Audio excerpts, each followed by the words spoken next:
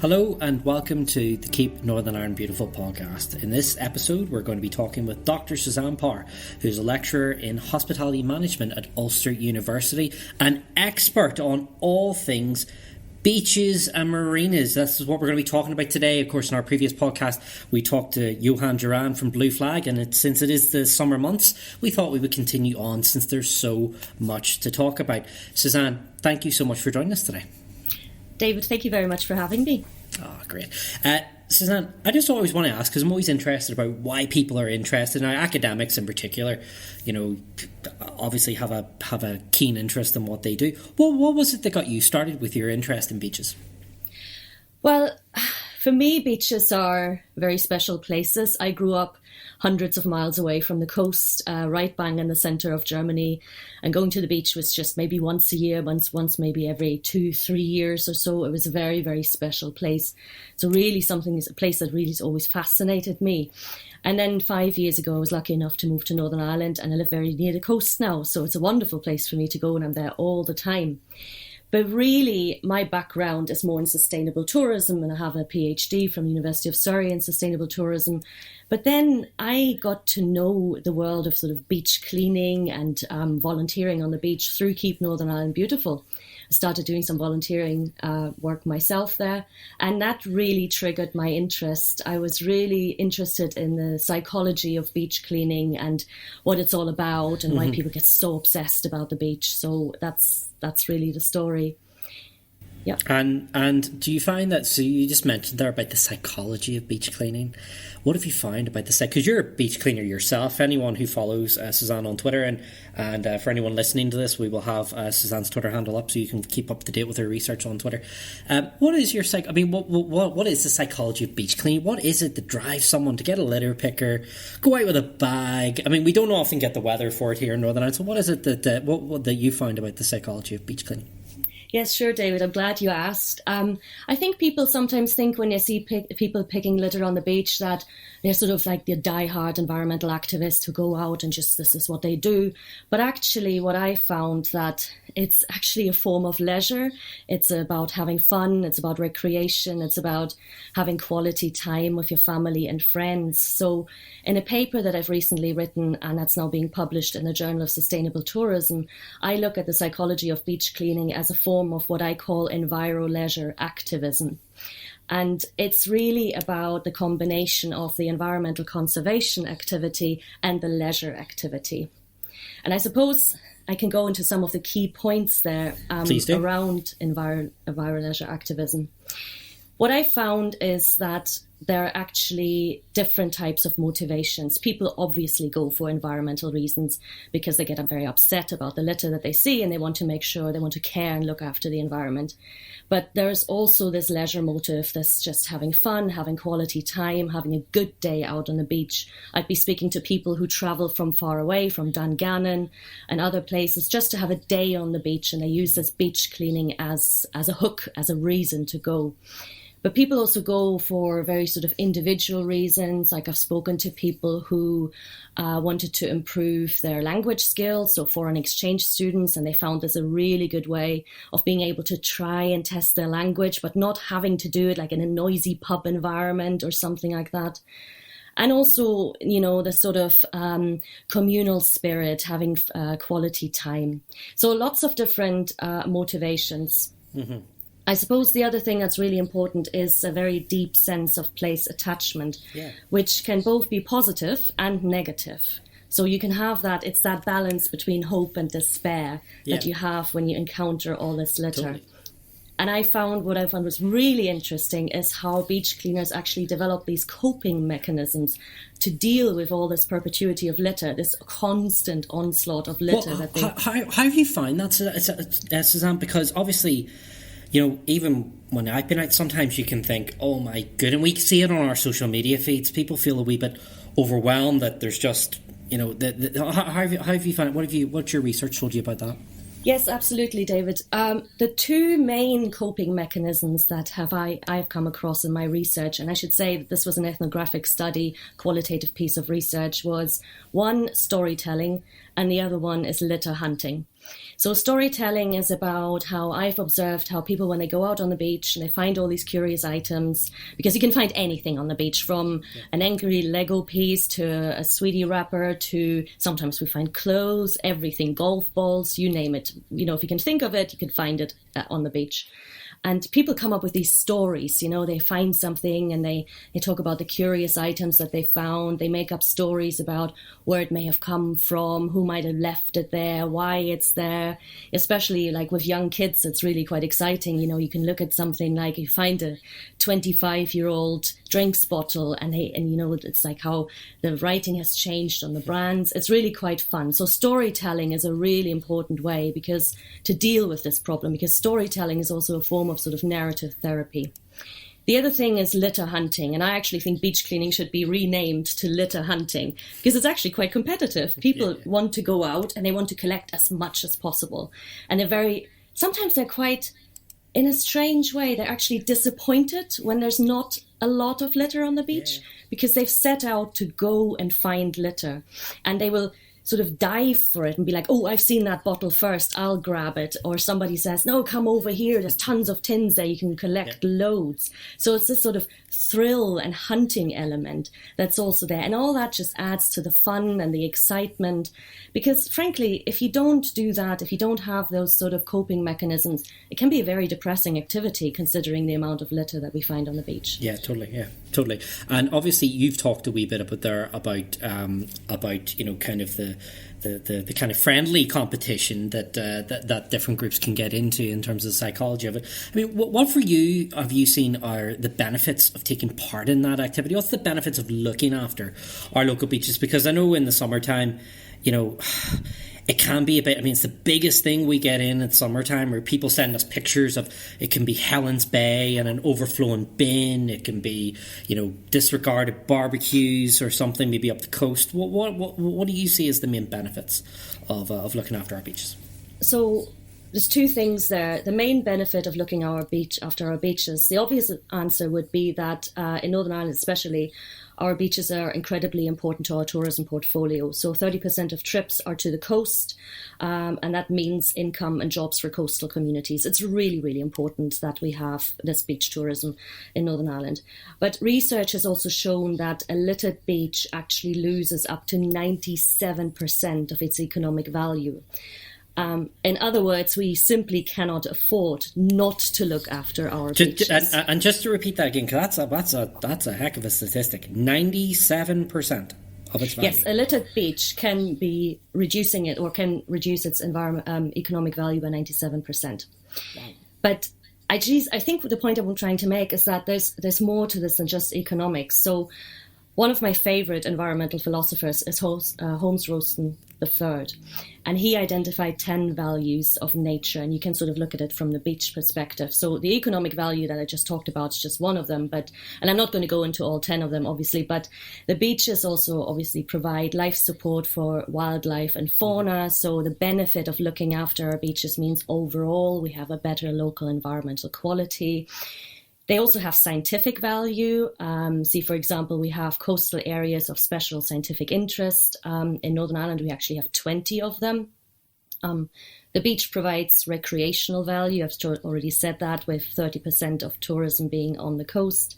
Aesthetic and spiritual value. And I mean, if you just look at some of the art that beach inspires as well, for example, there's on the North Coast, we have the North Coast artist Gavin Wallace and his beautiful beach art that he produces. So it's really clear that the beach is more than just a strip of land that's great for tourism and has a big economic value. We really need to look after it because of all these different facets. Yeah, absolutely. And another big thing, we were talking about this with Johan at the previous thing, one thing that's really sprouted up in Northern Ireland, particularly during the pandemic, has been sea swimming as well. That's been something that people have really taken to, and something that I bravely attempted myself back in April, which I later found out was actually the coldest month of the year to do it. I forgot that sea temperatures are run a couple of weeks behind our own land temperatures anyway.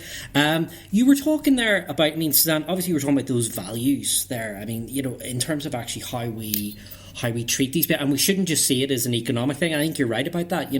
There is the societal benefits of that. Now, you've been out and about. You're kind of you're a hands-on academic, so to speak. You're not someone who just sits and hypothesizes this and does your surveys and then goes home. You're actually an avid litter picker yourself, being out there. I mean, have you found yourself? I mean, do you find other people are attaching themselves to the values you've just spoken about the beach being something that has a societal benefit as well as an economic one? Are you finding that's a message that's resonating? Absolutely. I mean, if you speak to beach cleaners and people who visit the beach overall, they talk about this restorative value of the beach, how it's good for the mental health. It's a place of reflection, serenity, calm, all these beautiful words, all these mental states that you want to have. And actually, there's some really interesting research happening at University of Exeter, and it's called Blue Health, and it's funded by Horizon 2020. And what they're doing is they're linking climate and the environment and health. And particularly, they're looking at how urban planners can use the so-called blue infrastructure to enhance mental health and well-being. And this relates to things like urban beachfronts and marinas, harbours, canals, riverbanks, and beaches, obviously, in the urban environment. And some more research in Australia has actually shown that if this blue infrastructure, so if our beaches become littered, this actually can lead to a 90% in reduction of the perception of quality of life by local residents. So that's a huge reduction and has a huge impact. And another environmental philosopher that I'm very keen on, I follow his work, is Glenn Albrecht from Australia as well. And he calls this phenomenon actually solastalgia. And it's that psychological distress that is caused by environmental degradation of one's home environment. And I found that when I'm speaking to beach cleaners, that on the one hand, they see the beach as this restorative place, this place of calm and serenity, and they talk to me about how it's good for their mental health. And at the same time, they're talking to me about how it hurts them. It actually mentally, psychologically, emotionally, and sometimes even physically hurts them to see how the beaches are being, really littered and polluted. So you have this sort of pollution-induced environmental distress amongst people. So I suppose that's really what I'm interested in that kind of liminal space at the beaches, between sort of hope and despair. So outside of the kind of, you've just kind of alluded to some of it there, but the problems facing beaches, obviously. I mean, what are you seeing there in terms of that?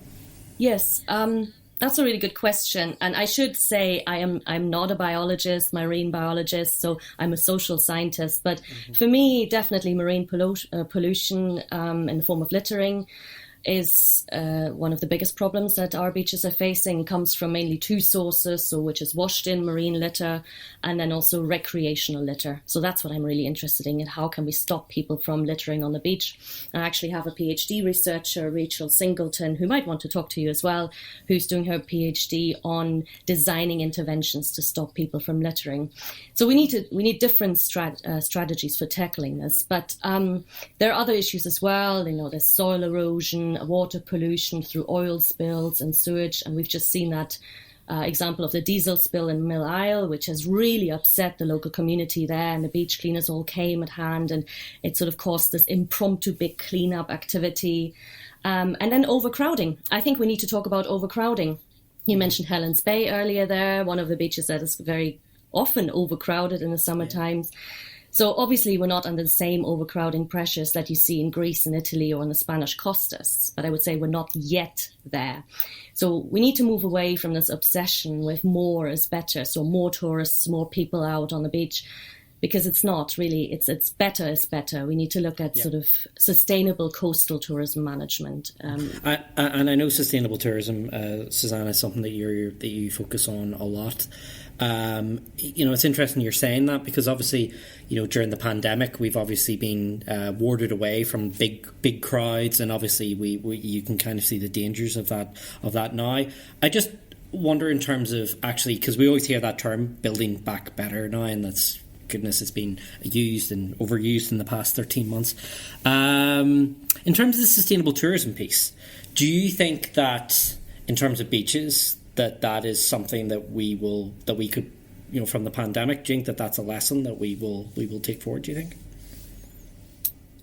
Well, the pandemic has been a double-edged sword when you look at it from a perspective of beach and beach use and beach visits. So on the one hand, obviously it's been great to see people engaging more with the outdoors because, you couldn't go to bars and pubs and all of that. So where did people go? They went to parks and beaches, and that's wonderful. That's really, really good news. So in that sense, I think the pandemic has kind of re-engaged people with the outdoors. But then on the other hand, the pandemic has been a real setback for litter prevention, because what it's done, it has created this sort of takeaway culture monster.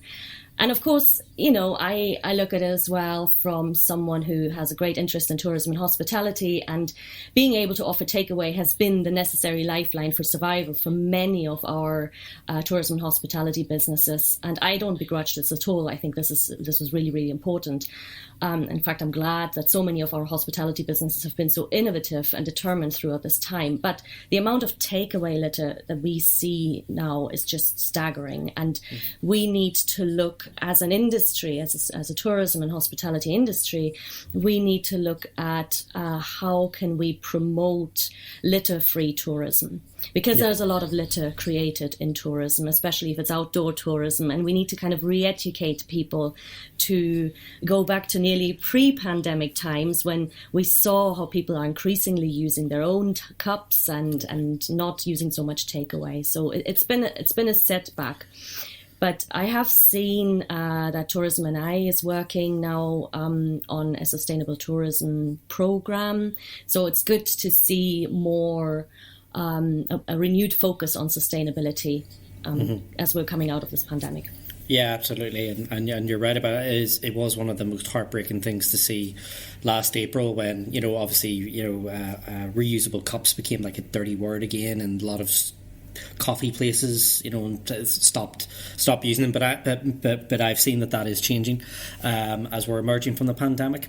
Just in terms of where we're going in terms of we've talked a wee bit about this, but what do you think we can do better in the future in terms of how we're looking after our beaches, how we're looking after the general environment, and obviously, because I know your research interests span across the piece, but what do you think we can do better? Yeah, sure, David. I've mentioned a couple of things already. So on a tangible note, I think we need a comprehensive litter strategy for Northern Ireland, and we also need a comprehensive sustainable tourism strategy.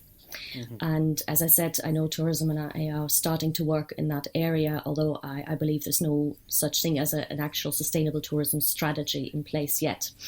I also think that we need more collaborative working between lots of different stakeholder groups. Very often the people who are in charge of looking after the environmental side are not talking to the people who are looking after economic development and community development. There needs to be more overlap. There's too much silo working and not enough knowledge sharing.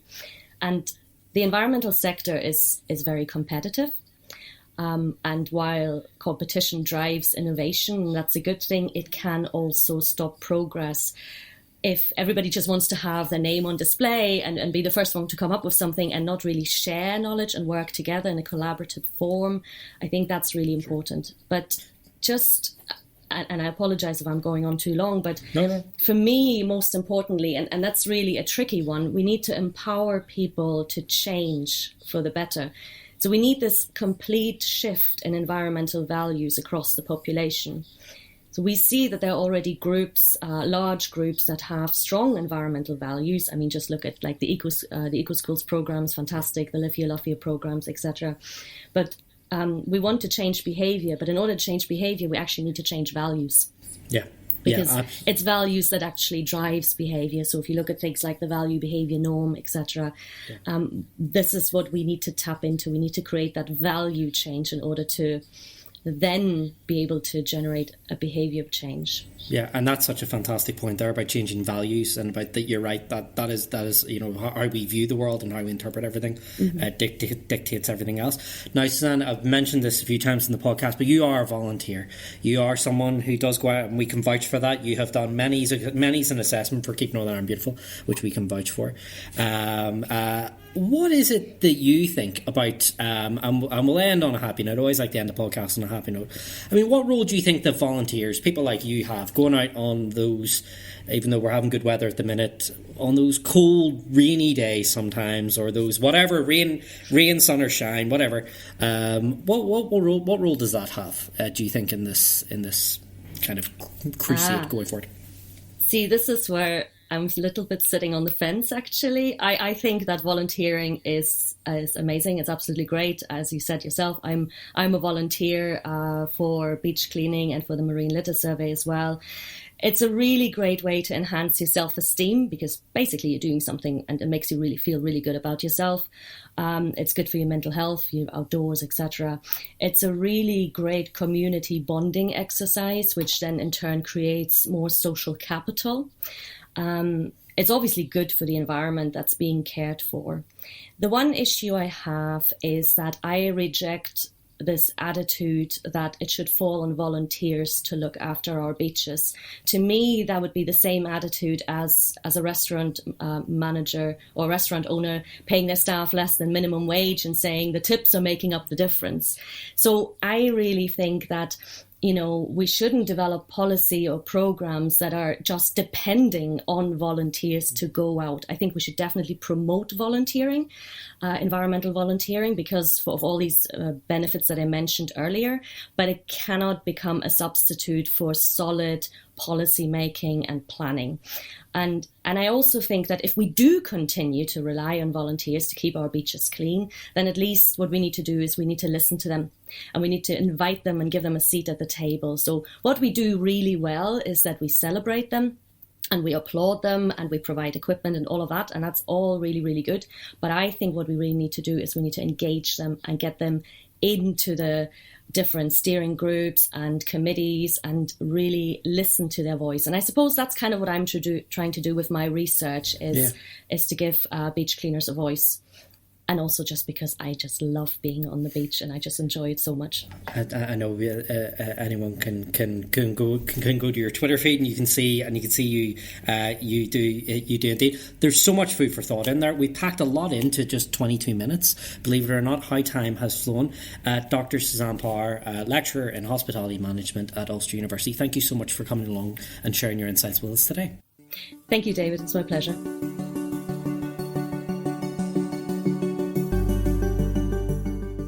Thank you for listening to the Keep Northern Ireland Beautiful podcast. Please make sure you hit the subscribe button so you can be reminded of future episodes.